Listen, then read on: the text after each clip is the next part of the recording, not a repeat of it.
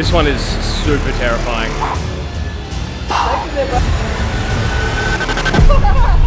No way That is called pain. For the last few weeks, Ninja Warrior Australia has been flooding our TV networks. If you've never seen this sport before, athletes, or ninjas, use a combination of parkour, gymnastics, and calisthenics to work their way through a variety of courses with the goal of beating the buzzer and winning their share of the prize. And apart from the death-defying stunts and spectacular fails, this sport is great at making it look next to impossible for the average person to achieve. So, to see just how difficult it is, I joined a Ninja Warrior gym to test my lack of skills next to this guy, Michael Michevsky. Michael was an Australian Ninja Warrior competitor, is an elite coach, and an overall ninja beast.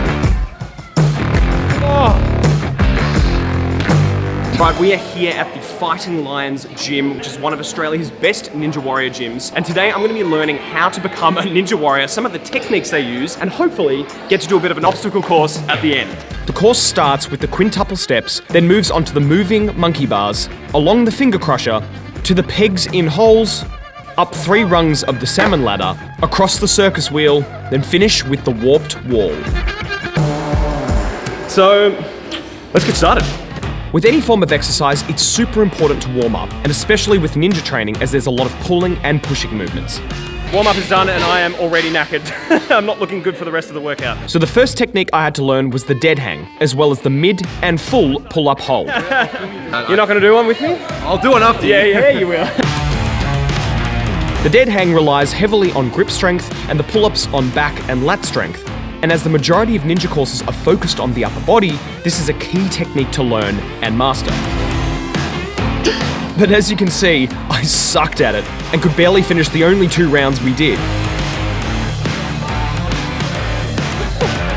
Nonetheless, I persisted and my body was well and truly warm. Now we were done with the basics, it was time to level up.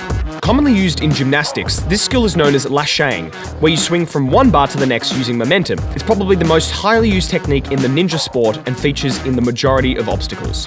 The third technique is the salmon ladder. This one requires a combination of grip, back and core strength, and hand-eye coordination to slot the bar into the rung. And if you miss a rung, well, this could happen. Oh, that was pretty close. And yes, it hurt a lot. But after finding the neutral grip easier to use than the over-under grip, I managed to work my way up the 3 rungs.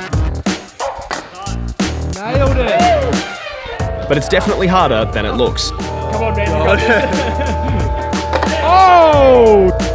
Oh! Again with the grip. The fourth one to learn is the warped wall, and for context, this is how tall it is. This one requires you to sprint at full speed up the wall with the goal of grabbing onto the top bar and pulling yourself up. Oh man, it's so scary. It's so scary. Yep, it was terrifying. But as our instructor said, you had to have no fear and give it 100% to have any chance of success. You had fear. I had fear. I got one. But after a few goes, we decided to save our fear reserves for the full obstacle course. But honestly, I was just having so much fun trying all of the different obstacles and felt like I'd become a kid in a playground all over again. But with our time slowly running out, it was time to start the course.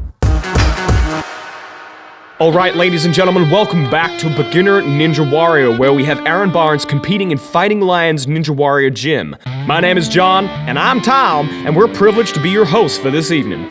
Alright, with everything set, it's time to get the show on the road. 3, 2, 1. Go!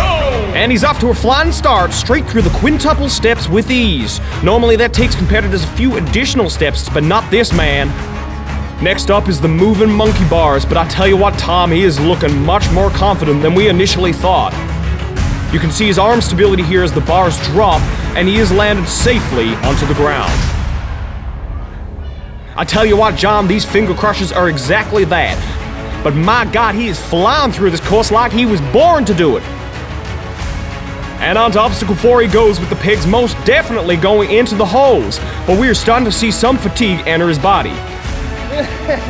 Now how will he fare on the salmon ladder? He did it earlier in training, and oh my God, he's up one already with no time to waste. And onto the second one he goes. Will he make the top rung? At this moment, he knew he f***ed up. Oh, John, this is not looking good. Looks like he will have to forfeit the rest of the show. Well, ladies and gentlemen, it has been a pleasure hosting this evening, and enjoy the rest of the show.